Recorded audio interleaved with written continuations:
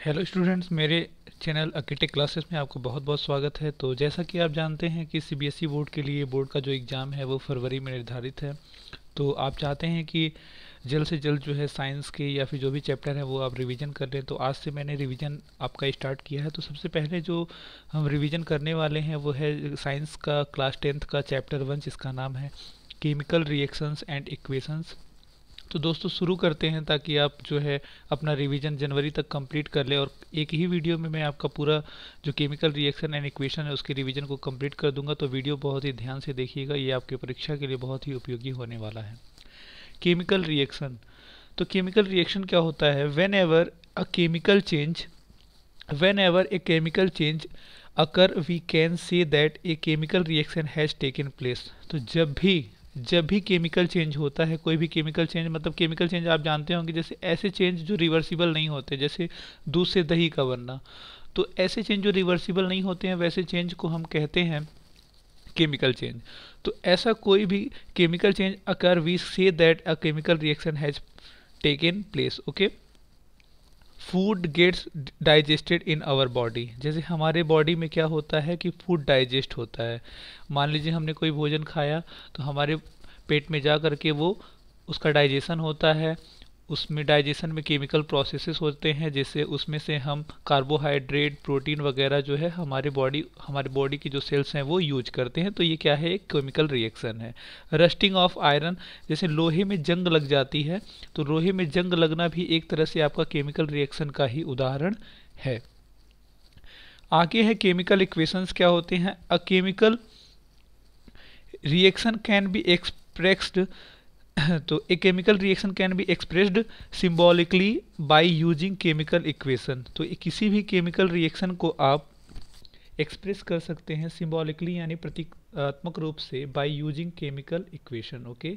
जैसे मान लीजिए आपको शो करना है एक रिएक्शन जिसमें magnesium is burn into air to form magnesium oxide, can be represented as Mg plus O2 is equal to MgO। हम इतने बड़े जो हमारा ये केमिकल इक्वेशन हुआ है उसको हम सिंबल के रूप में जब हम उसको जो है दर्शाते हैं तो उसी को आप क्या बोलते हैं? तो उसी को आप बोलते हैं केमिकल इक्वेशन बोलते हैं। ओके, आगे बढ़ते हैं। वी कैन ऑब्जर्व और recognise a chemical reaction by observing change in state. State में चेंज होता है, जैसे आपके जो गैसेस हैं वो लिक्विड में चेंज हो रहे हैं, लिक्विड हैं वो गैसेस में चेंज हो रहे हैं, सॉलिड लिक्विड में चेंज हो रहा है, इस तरह की कोई चेंज हो रहे हैं। कलर में चेंज हो रहा है, कोई गैट इवेल्युएट हो रही है, या फिर टेम्परेचर में चेंज हो रहा है, तो हम ये कह सकते हैं कि केमिकल रिएक्शन हो रहा है। तो ये सब जो चीज़ें हैं वो क्या इंडिकेट करती हैं? एक केमिकल रिएक्शन को इंडिकेट करती हैं। Okay. Physical state of reactant and product are mention to make chemical reaction more informative. अगर आपको केमिकल रिएक्शन को और भी ज़्यादा इन्फॉर्मेटिव बनाना है तो आप जी लिख सकते हैं ब्रैकेट में केमिकल इक्वेशन में, जिससे गैस रिप्रेजेंट होता है। आप एल लिख सकते हो जिससे लिक्विड रिप्रेजेंट होता है। आप एस लिख सकते हो जिससे सॉलिड रिप्रेजेंट होता है। और अगर कहीं पे भी ए क्यों लिखा हुआ है, विच मीन्स अक्वायस, यानी कि जो जलीय सॉल्यूशन आप कह सकते हो। ओके, आगे बढ़ते हैं। बैलेंसिंग इक्वेशन, ये आपके लिए एग्जाम के लिए बहुत इंपॉर्टेंट होने वाला है, तो इसको आप बहुत ही ध्यान से देखिएगा कि जैसे बैलेंसिंग ऑफ इक्वेशन क्या होता है। We balance the chemical equation so that number of atoms of each element involved in the reaction remains same at the reactant and the product side. मान लीजिए ये आपका रिएक्टेंट साइड है, जिधर से अभिक्रिया, आप जिन पदार्थों को लेकर के अभिक्रिया करा रहे हो, और ये आपके प्रोडक्ट हैं जो अभिक्रिया के बाद आपका बनते हैं। दोनों साइड में जो आपके नंबर्स होने चाहिए, जैसे Fe यहाँ पे आपका 1 है और यहाँ पे आपका Fe 2 है। तो ये क्या होता है कि अगर ये बैलेंस नहीं है तो सबसे पहले हमको उससे को क्या करना पड़ेगा? बैलेंस करना पड़ेगा। इसी को आपका बैलेंसिंग ऑफ इक्वेशन कहते हैं। ओके, तो हमने क्या किया, हमने यहाँ देखा कि हमें यहाँ पे यहाँ पे जो Fe की संख्या है वो 1 है, जबकि यहाँ पे Fe की संख्या है वो कितनी है दोस्तों? 2 है। ओके, तो हम उसको बैलेंस करने के लिए क्या करते हैं, यहाँ पे ये मिस्टेक हो गया है, ये देखिए आप यहाँ पे 2 रहेगा, तो 2 Fe इधर भी हो गया, 2 Fe इधर भी हो गया। आपका जो हाइड्रोजन है वो यहाँ देखिए 4 2 जा 8 और यहाँ पे भी आपका जो हाइड्रोजन है वो 4 2 जा 8 हो गया। आपका O कितना है, तो O आपका यहाँ पे आप देख सकते हैं कि 3O है और यहाँ पे जो है आपकी जो O की संख्या है वो कितनी है, 4 है। तो आप ये देख रहे हैं कि यहाँ पे आपका जो ऑक्सीजन है वो बैलेंस नहीं है। इसको अगर आपको बैलेंस करना है तो आप यहाँ पे क्या लगा सकते हैं, तो आप यहाँ पे 2 लगा सकते हैं। ये 2 जब आप लगा दोगे तो आपको यहाँ पे क्या लेना पड़ेगा, 4 लेना पड़ेगा। ठीक है, तो मैं एक बार आपको इसको अच्छे से समझा देता हूँ। मान लीजिए ये आपका बैलेंस इक्वेशन नहीं है, ठीक है, ये आपका बैलेंस इक्वेशन नहीं, आप इसे बैलेंस करना चाहते हो, तो सबसे पहले आप क्या करो, यहाँ पे ऑक्सीजन की जो संख्या है वो 1 है, यहाँ ऑक्सीजन की संख्या क्या है, 3 है, यहाँ ऑड है, यहाँ पे ऑड है, तो यहाँ पे आपको लगाना पड़ेगा 2। तो अगर आपने क्या लगा दिया, यहाँ पे 2 लगा दिया, तो इससे क्या हो गया, इस साइड में आपका बन गया, यहाँ पे आप लेते हैं, देखिए Fe plus H2O is equal to Fe2O3 plus H2। Okay, अगर आपने यहाँ पे 2 लगा दिया तो इससे आपके जो ऑक्सीजन है वो कितने हो गए, तो आपके जो ऑक्सीजन हो गए वो 3 2 जा 6 हो गए। अगर आपको यहाँ 6 ऑक्सीजन चाहिए तो आपको यहाँ पे क्या लगाना पड़ेगा, यहाँ पे आपको लिखना पड़ेगा 6, जिससे कि आपका ऑक्सीजन यहाँ भी कितना हो गया, 6। तो दोनों साइड में आपके ऑक्सीजन बैलेंस हो चुके हैं। अब आपको Fe को बैलेंस करना है, तो यहाँ 2 2 जा 4 Fe है, तो यहाँ पे भी आप क्या लिख दें, अगर आप यहाँ पे 4 लिख देते हैं तो आपका Fe भी यानी फेरस भी बैलेंस हो गया। अब आपको बैलेंस करना है हाइड्रोजन को, यहाँ 6 2 जा 12 ऑक्सीजन है और यहाँ पे केवल 2 है, तो यहाँ पे आप क्या लगा दो, 6। तो आपका ये पूरा इक्वेशन जो है वो बैलेंस हो चुका है। तो बैलेंस करने के लिए आप हर एलिमेंट को क्या करते हैं, जितने भी आपके एटम्स होंगे उनको दोनों साइडों में आप क्या करते हो, बैलेंस करते हो। ओके, कॉम्बिनेशन रिएक्शन, तो आज अब हम आगे पढ़ने वाले हैं कि कितने टाइप के रिएक्शंस होते हैं, तो ये भी आपके लिए इंपॉर्टेंट होने वाला है। जो अभी मैंने बताया बैलेंसिंग ऑफ इक्वेशन, वो एग्जाम के लिए काफ़ी इंपॉर्टेंट है, तो आप इसको ध्यान से जो है इक्वेशन को दोनों साइड में सारे एटम्स को बैलेंस करेंगे। आगे बढ़ते हैं, कॉम्बिनेशन रिएक्शन क्या होता है, the reaction in which 2 or more substances combine to form a new single substance. तो ऐसे रिएक्शन जिसमें क्या होता है कि 2 या 2 से अधिक सब्सटेंस कंबाइन होकर के एक नया सब्सटेंस बनाते हैं, तो ऐसे इक्वेशन को आप बोलते हैं, क्या बोलते हैं आप, तो ऐसे इक्वेशन को आप बोलते हैं कॉम्बिनेशन रिएक्शन। ठीक है ना, जैसे मान लीजिए आपका H2 है प्लस Cl है, इससे H2 है प्लस Cl2 है, इससे आप क्या बन रहा है, 2HCl बन रहा है। ठीक है, तो यहाँ पे देखिए 2 सब्सटेंस ने मिल करके एक सब्सटेंस बनाया, तो यहाँ इन दोनों का क्या हो रहा है, कॉम्बिनेशन हो रहा है और वो क्या बन रहा है, 2HCl बन रहा है। ठीक है, तो 2 या 2 से अधिक सब्सटेंस जब मिल करके एक नया सब्सटेंस बनाते हैं तो ऐसे रिएक्शन को हम क्या कहते हैं, कॉम्बिनेशन रिएक्शन कहते हैं। ओके, तो आपसे अगर डेफिनेशन पूछे तो आप ये लिखना, आपसे एग्जाम्पल पूछे तो ये लिख सकते हो, आप और भी एग्जाम्पल देख सकते हो जिनमें क्या हो, आपके लेफ्ट हैंड साइड में 2 या 2 से अधिक रिएक्टेंट हो, जबकि राइट हैंड साइड में आपका केवल और केवल एक प्रोडक्ट हो। आगे बढ़ते हैं, यहाँ पे आप एग्जाम्पल के रूप में देख सकते हैं CaO यानी कैल्शियम ऑक्साइड और वाटर को मिला करके क्या बन रहा है, कैल्शियम हाइड्रोक्साइड बन रहा है। कैल्शियम हाइड्रोक्साइड और CO2 के मिलने से, तो यहाँ पे कह रहा है कि ये तो आपका किसका एग्जाम्पल हो गया, कॉम्बिनेशन रिएक्शन का एग्जाम्पल हो गया। आगे इसने कुछ इन्फॉर्मेशन को ऐड किया है कि CaOH ट्वाइस सेलेक्ट लाइम जिसे कहते हैं is used for white washing wall. आप घर पे जो चूना लगाते हैं, जो घर पे जिससे आप जो है वाइट वॉश करते हैं जो दीवारों को, वो यही उसका फार्मूला होता है। It react with CO2 to form CaCO3। अगर इसका रिएक्शन आप किससे करा दे, CO2 यानी कार्बन डाइऑक्साइड से करा दे, तो आपका बनता है कैल्शियम कार्बोनेट, और कौन सी गैस निकलती है, H2O गैस निकलती है, और उसी से जो है आपके दीवारों को क्या मिलता है, एक शाइनी फिनिश मिलता है। ओके, आगे बढ़ते हैं, burning of coal. Burning of coal भी आपका कॉम्बिनेशन रिएक्शन का उदाहरण है, जहाँ पे आपका कोयला है वो ऑक्सीजन की उपस्थिति में जल रहा है और कौन सी गैस निकल रही है, कार्बन डाइऑक्साइड। आपका हीट रिलीज हो रहा है जिसे आप खाना बनाने में यूज कर रहे हैं, आपका लाइट यूज हो रहा है जिसे आप प्रकाश के लिए यूज कर रहे हो। 2H2 और O2 मिल करके 2H2O बन रहा है, यहाँ दो लोग मिल करके एक सब्सटेंस बना रहे हैं, तो ये भी आपका किसका उदाहरण हो जाता है, तो ये भी आपका उदाहरण हो जाता है कॉम्बिनेशन रिएक्शन का। आगे बढ़ते हैं, एक्सोथर्मिक रिएक्शन के बारे में पढ़ते हैं।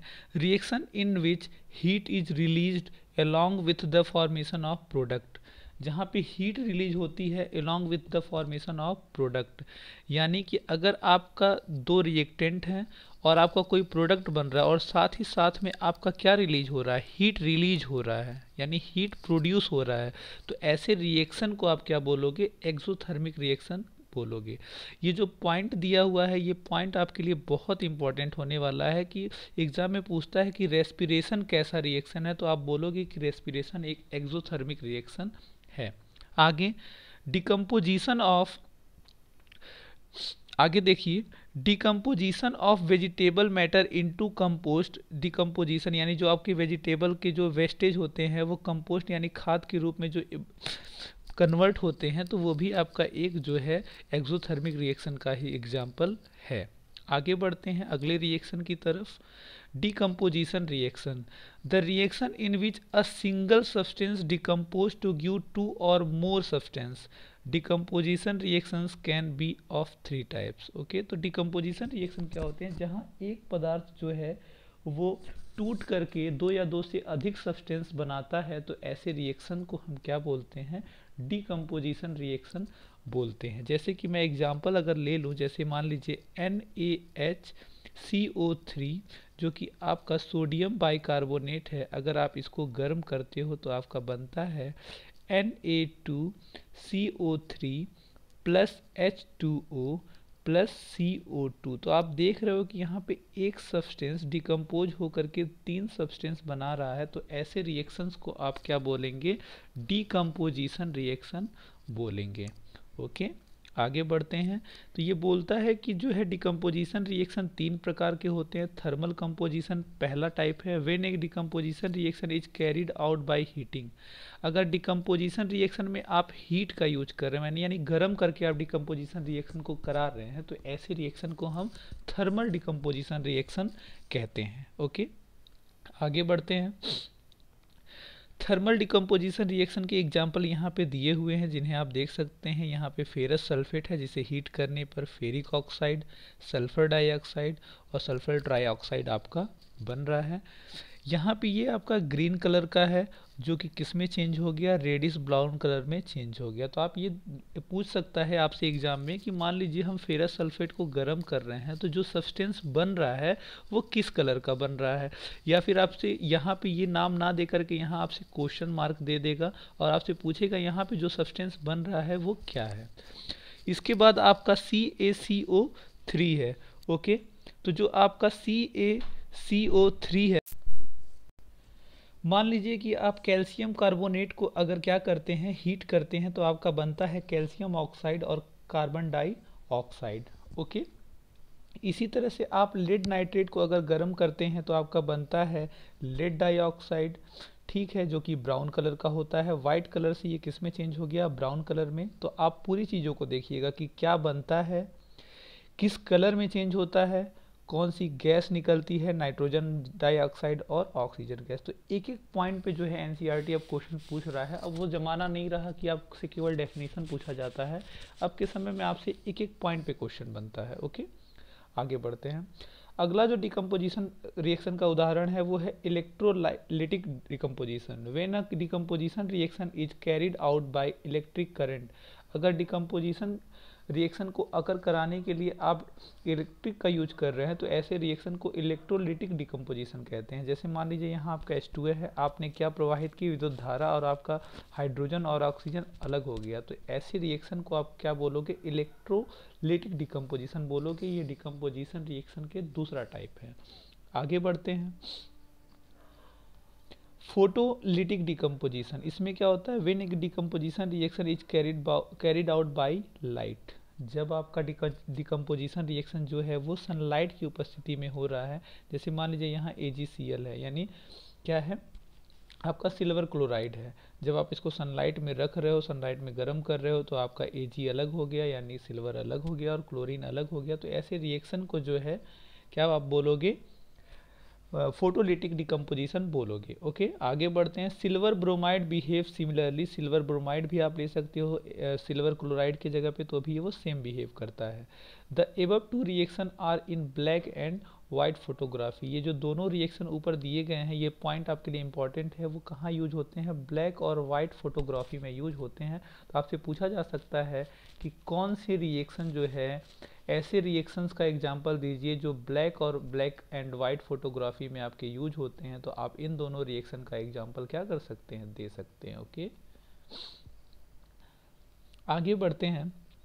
एंडोथर्मिक रिएक्शन के बारे में जानते हैं। तो एंडोथर्मिक रिएक्शन क्या होता है, the reaction which require energy in the form of heat, light and electricity are called endothermic reaction. ऐसे रिएक्शन जिनको अकर कराने के लिए आपको या तो हीट देना पड़ेगा, या तो लाइट देना पड़ेगा, या तो इलेक्ट्रिसिटी देनी पड़ेगी, तो ऐसे रिएक्शन को आपको क्या बोलते हैं, एंडोथर्मिक रिएक्शन बोलते हैं। यानी ऐसे रिएक्शन को अकर कराने के लिए, इनको रिएक्शन को होने के लिए जो है या तो हीट चाहिए, या तो आपका लाइट चाहिए, या तो आपका इलेक्ट्रिसिटी चाहिए। तो ऐसे रिएक्शन को आप क्या बोलोगे, एंडोथर्मिक रिएक्शन बोलोगे। अभी मैंने ऊपर बढ़ा है कि जिसमें हीट रिलीज होती है, हीट दी नहीं जाती, उसको एक्सोथर्मिक रिएक्शन बोलते थे, और जिसमें हीट ली जाती है उसका आपका एंडोथर्मिक रिएक्शन बोलते हैं। आगे बढ़ते हैं।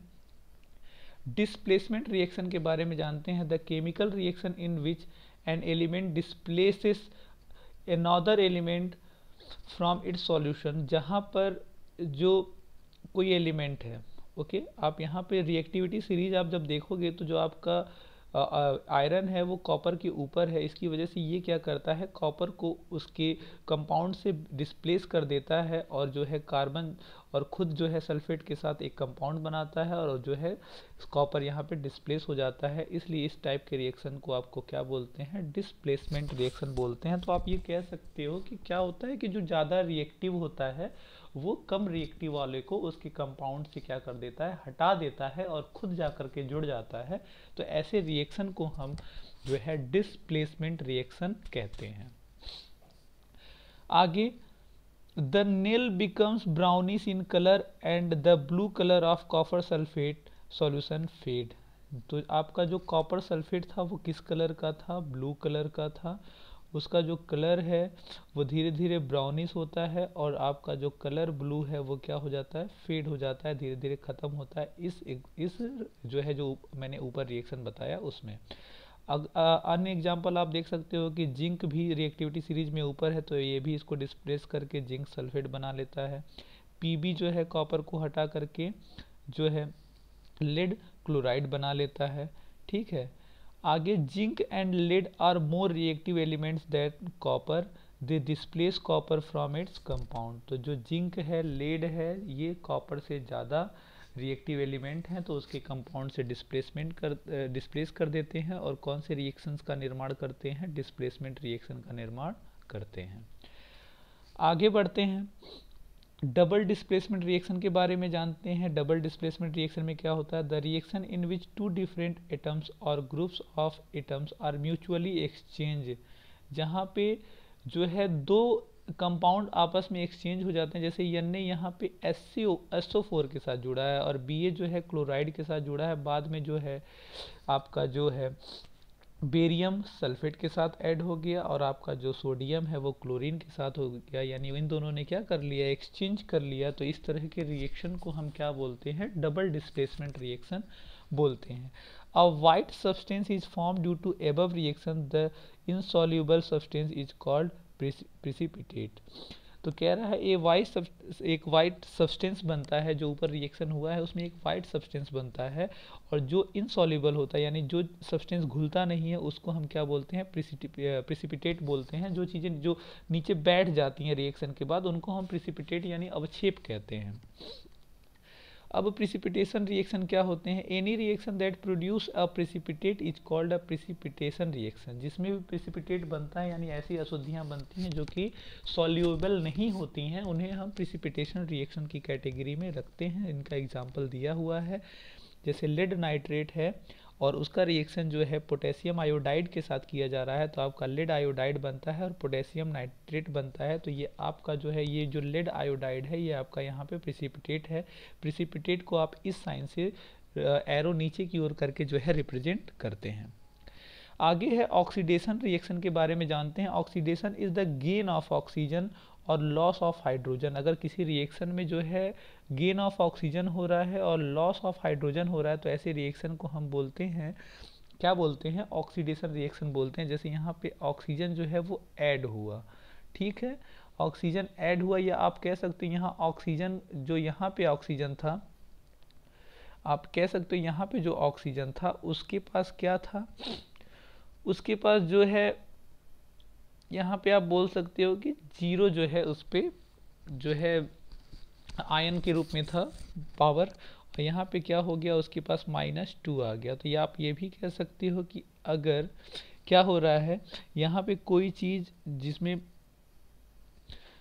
एक चीज़ का क्या हो रहा है, उसके जो पावर है वो बढ़ रहे हैं, यानी यहाँ पे जो आपका कॉपर है वो आप देख सकते हो यहाँ पे क्या था? अकेला था, यानी उसकी जीरो था वहाँ पे, और यहाँ पे जैसे ही कॉपर यहाँ पे आया और कॉपर का यहाँ पे +2 आपका +2 हो गया है और ऑक्सीजन का -2 हो गया, यानी यहाँ ये जीरो से कहाँ पे पहुँच गया? +2 पे पहुँच गया, यानी इसका जो पावर है वो जीरो से +2 पे आ गया है। क्योंकि जब कोई अकेला होता है तो वो उसकी जो आयनिसिटी होती है वो जीरो होती है, और अगर वो किसी के साथ, ये क्योंकि ये पॉजिटिव होता है और ऑक्सीजन पे हमेशा माइनस पावर आती है, तो इसलिए ये आप कह सकते हो कि आपका ये कैसा रिएक्शन हो रहा है? यहाँ पे ऑक्सीडेशन रिएक्शन हो रहा है। जबकि आप यहाँ पे देख सकते हो आगे, when copper is heated black colour appear. जब कॉपर को गर्म किया जाता है तो कैसा कलर आता है? ब्लैक कलर आता है। If the CuO is reacted with hydrogen gas then again copper becomes brown as reverse reaction take place. तो आप देख सकते हो कि यहाँ पे क्या हुआ है? कॉपर ऑक्सीजन के साथ मिल करके कॉपर ऑक्साइड बना लिया है। When copper is heated, copper black colour आता है। जैसे यहाँ पे कॉपर है, ऑक्सीजन की उपस्थिति में गर्म हो रहा है, तो कौन सा कलर आया? ब्लैक कलर आया। और यहाँ पे हमने रिवर्स रिएक्शन कराया, उसका रिएक्शन हाइड्रोजन के साथ कराया, तो वापस से क्या बन गया? कॉपर बन गया। ठीक है, तो ये जो आपका रिएक्शन होगा, ये यहाँ पे देख रहे हो कॉपर पे यहाँ पे +2 है और +2 से यहाँ फिर से जीरो आ गया, तो ये आपके रिडक्शन का एग्जाम्पल है और ये आपके ऑक्सीडेशन का एग्जाम्पल है। रिडक्शन क्या होता है? Reduction is the loss of oxygen और गेन ऑफ हाइड्रोजन। जब ऑक्सीजन का लॉस हो, हाइड्रोजन का गेन हो, तो ऐसे रिएक्शन को आप क्या बोलते हो? रिडक्शन रिएक्शन बोलते हो। अब आगे बढ़ते हैं, रिडॉक्स रिएक्शन के बारे में जानते हैं। The reaction in which one reactant gets oxidise while other get reduce. जहाँ पे एक रिएक्टेंट ऑक्सीडाइज होता है, दूसरा रिड्यूस होता है, तो ऐसे रिएक्शन को आप क्या बोलते हो? रिडॉक्स रिएक्शन बोलते हो। जैसे आपको यहाँ मैंने बताया कि इस कॉपर पे यहाँ पे क्या है? +2 है, ऑक्सीजन पे क्या है? -2 है, और हाइड्रोजन अकेले है तो इस पे 0 है। यहाँ पे क्या हुआ? हाइड्रोजन जो है 0 से कहाँ पे आ गया? H2O के पास आ गया। H2O में जो है 2 आपका है, तो इसके पास +1 होगा, तभी 2 हो जाएगा, यहाँ -2 होगा आयनिक रिएक्शन करने के लिए। ठीक है, तो जो है आप देख रहे हो हाइड्रोजन का जो हाइड्रोजन पे यहाँ पे 0 था और वो कितना में कन्वर्ट हो गया? 1 में हो गया, यानी ये बढ़ा, तो जो बढ़ा वो किसका क्या हो रहा है? ऑक्सीडेशन हो रहा है। और कॉपर +2 से यहाँ अकेला हो गया, यानी 0 पे आ गया, तो इसका क्या हो रहा है? रिडक्शन हो रहा है। ठीक है, तो आप ये चार्ट कैसे पता करोगे? आप जब क्लास 9th में आप देखते हो, तो जब वहाँ पे जो आयंस के बारे में हम पढ़ते हैं, तो कॉपर 2+ भी होता है, कॉपर 2+ भी होता है। ऑक्सीजन कोई चीज़ अकेले होता है तो उस पर हमेशा 0 होता है। ऑक्सीजन जो है हमेशा, चूँकि ये नॉन मेटल है, तो ये हमेशा इस पे जो होता है 2- होता है। सल्फेट है, उस पर 2- होता है। तो ये चीज़ें आप देख करके जान सकते हो कि वो उसका जो है ऑक्सीडेशन हो रहा है या फिर रिडक्शन हो रहा है। इसके लिए आप क्लास 9 की बुक को जो है रेफर करिए और थोड़ा उसके आयन्स के बारे में जानें। आगे बढ़ते हैं, ये 2 एग्जाम्पल और दिए हुए हैं। जो एग्जाम्पल आपके किसके हैं? ये एग्जाम्पल भी आपके रिडॉक्स रिएक्शन के ही हैं। आगे हम अगर कोरोजन के बारे में जाने तो कोरोजन क्या होता है। When a metal is attacked by substances around it such as moisture and acid, जब कोई मेटल है वो मॉइस्चर यानी नमी या एसिड का अटैक होता है तो उस पर जो है एक भूरे रंग की परत आ जाती है, या आप कह सकते हो कि वो ख़राब होने लगता है, तो उसी को कोरोजन कहते हैं। जैसे मान लीजिए कि आयरन है, उस पर देखते होंगे आप जंग लग गई है, तो वो आपका कोरोजन का एग्जाम्पल है। सिल्वर है, सिल्वर पे कालापन आ जाता है, वो भी आपके कोरोजन का एग्जाम्पल है। ये आपका वाटर, एयर या फिर एसिड की वजह से होता है। अगला है rancidity. When fats and oil are oxidise they become rancid and their smell and taste change. जो फैट्स होते हैं या जो ऑयल्स होते हैं खाने में, जब वो ऑक्सीडाइज होते हैं तो वो उनका जो स्वाद होता है वो चेंज हो जाता है, जो टेस्ट होता है, जो स्मेल होता है, चेंज हो जाता है। तो इसी को आप कहते हैं रैंसिडिटी कहते हैं। एक antioxidants are added to foods containing fat and oil, इसलिए जिसमें फैट्स और ऑयल होते हैं उनमें एंटीऑक्सीडेंट्स जो है यूज करते हैं। जैसे मान लीजिए कि आप अचार बनाते हो तो आप देखते होगे उसमें जो है हम हल्दी और नमक डाल देते हैं, और मीठी चीज़ों में हम चीनी डाल देते हैं, जिससे जो उसकी जो ख़राब होने का जो पीरियड होता है वो धीरे धीरे बढ़ जाता है। तो यहीं पे हमारा ये लेक्चर ख़त्म होता है। अगर आप इस वीडियो को अच्छे से देखते हो और रिवाइज करके जाते हो तो मैक्सिमम क्वेश्चन आपके लेसन 1 यानी केमिकल इक्वेशन से जो है इसी टॉपिक से आने वाले हैं। तो ये वीडियो को पूरा देख करके एक बार जो जाइएगा एग्ज़ाम में, ये वीडियो आपके लिए बहुत ही जो है महत्वपूर्ण होगा। ये आप एग्ज़ाम के बाद खुद अनुभव करेंगे। Thank you so much for watching my video. Like and subscribe my channel and share to your colleagues. Thank you so much.